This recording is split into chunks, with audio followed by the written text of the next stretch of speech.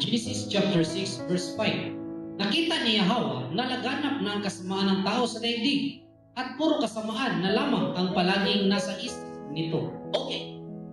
Ito'y naganap before ang nasabing hababol. Means flood. Tumbahan ang hisgutan. Ang pagkasabi at pagkasalaysay ni Moses dito sa chapter 6 ay nangyari noon na nagkakaisa ang tao, puro na lang kasamaan ang nangyari.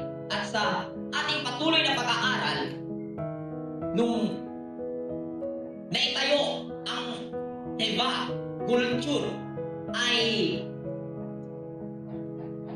ito'y binuksan sa lahat ng sangkatauhan. Ngunit nung nakita ito ng tao, umatras ang tao. At matapos ang baha sa kanilang pagpapatuloy, ito ang naging salaysay. Bumalik ulit ang tao sa kung ano ang nangyari noon.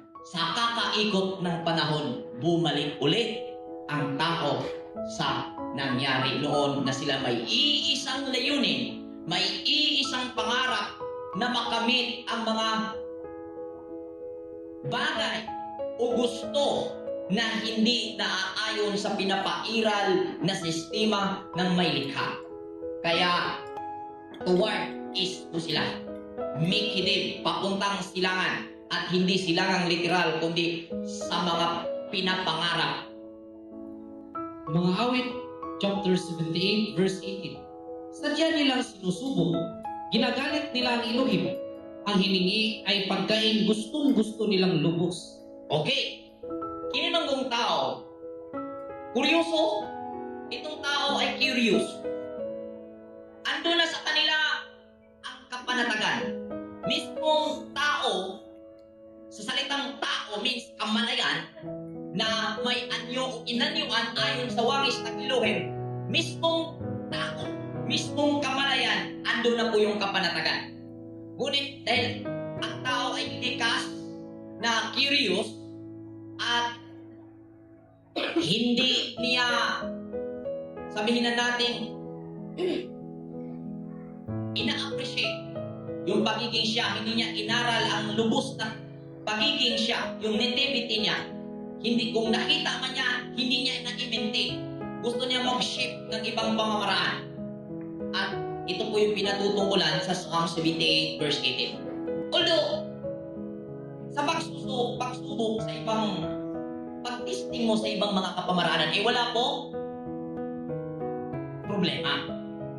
Ang tanong, kung masubukan mo ang mga bagay na yung pinaplanong gawin, kung nandun ka na, handa ka ba sa posibilidad na maibibigay sa mga bagay na sinusubukan mo? Kung sa tanong pa, the question is, are you ready?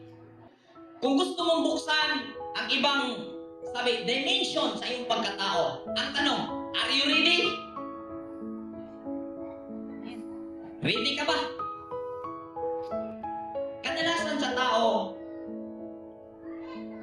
hasmag pataka. Tira pasagad. Ang tinitingnan niya, gusto ko to. Hindi iniisip na kung darating ka sa puntong iyon, makakatagal ka ba roon? Maihandle mo ba ito ayon sa pinapairal na kapamaraanan ng Elohim dito sa mundo? Maihandle mo ba ito na may patas at makatarungan at may hustisya? Yun ang nangyayari sa sinauna, mga sangkatauhan. Santiago chapter 1 verse 14.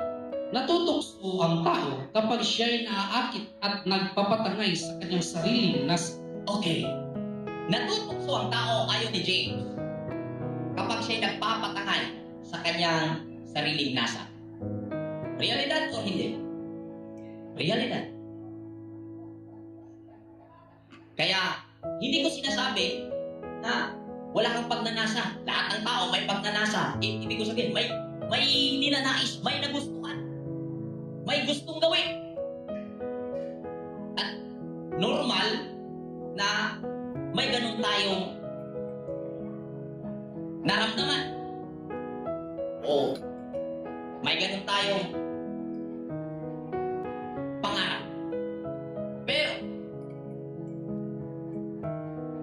hindi inaral ng tao ang kanyang gagawin sa kanyang ninanais.